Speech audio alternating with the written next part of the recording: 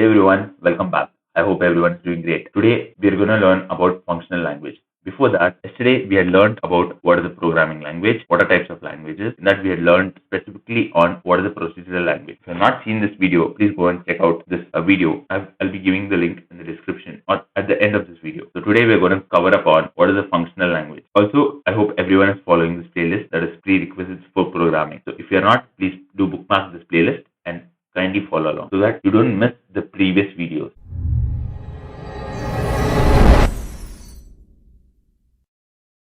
So without wasting time, let's get started. What is a functional language? Functional language is a program which is written purely on functions. It is used in situations where we have to perform a lot of different operations on the same set of data. For example, in machine learning, we'll have a data set and we have to perform multiple operations on the same data set. There is where functions come in hand. Now you guys might ask, what is a function? As I told you, we're going to learn from very basic to advanced level. Let me explain what is a function. Functions are basically a set of statements that take inputs and perform some computation and produce an output. And this function can be reusable many times. No need to rewrite the code again and again. This is how functions are very useful. Let's see this with an example. For example, assume we have 5 different files, and for each file we have to multiply 2 numbers. There are 2 numbers already given in each file, and we have to multiply 2 numbers irrespective of the file. As we saw earlier how to multiply 2 numbers in the previous video, we are going to use the same algorithm to multiply 2 numbers. Now how do we multiply? We take the input for number 1, then we take input for number 2, and then multiply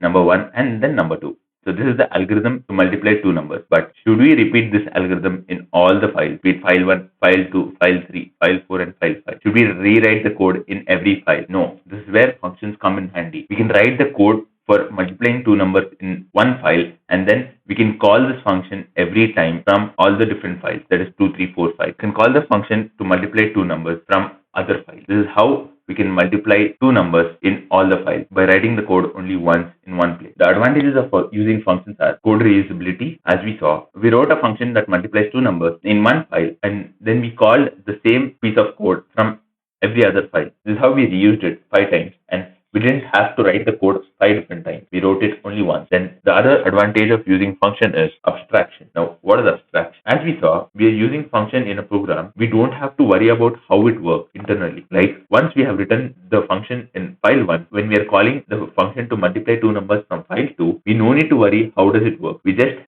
have to check that given 2 numbers, are we getting the output? We no need to worry about the internal implementation of how the multiplication of 2 numbers work. This is one of the major advantages of using functions. Third advantage is easy debugging. In case you face an error in multiplication of 2 numbers, assuming you multiply 2 into 3 and you get 10 as your output, that means there is something wrong with the algorithm. So we no need to go to every file and then check. We have to just check in the place where we have defined the function.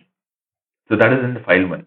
Once you correct the code in file 1, then everywhere else the code will get corrected. Then if any other file calls this function of multiplication of 2 numbers, it will be calling the code which is there in file 1, and we get the correct output. So only one place we can change, and the output changes in all different files. This is how functions are useful for us. Now, function follows one simple thing. Functional languages follow first class functions. Now, what are first class functions? First class functions, we can assign a function to a variable. Now, what is a variable? We're going to learn about variable in very depth in the coming videos, but I'll just brief about variables to you people. Variables are like containers, which helps us to store any form of data, be it integer, be it a string, means be it a name, be it a long paragraph or decimal number, be it anything. It's just like a container where we put, and every time we call that container, we get the value from the container, and the value is either an integer or float, as I told you. In detail, we'll be learning about what are variables, what are types of variables in the future. Like functional languages follow this first class function. Now, these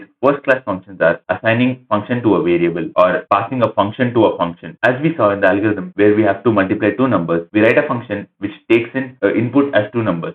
But we can also give input as a function. And the third way of identifying a first class function is we return a function from a function. Instead of returning the output, that is 2 into 3 is 6.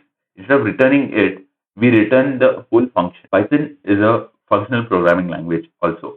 It treats function as first class citizen. Now, if you still didn't understand what is first class citizen or first class function, in the next video, I'll be telling about how is Python a functional programming language, what are first class functions with examples. I'll be taking some examples so that I make it very clear to you people. So stay tuned guys and have a nice day. And also, do subscribe the channel and turn on your notifications so that you don't miss out on any of the videos. After subscribing, also like the video so that you help the YouTube algorithm to function.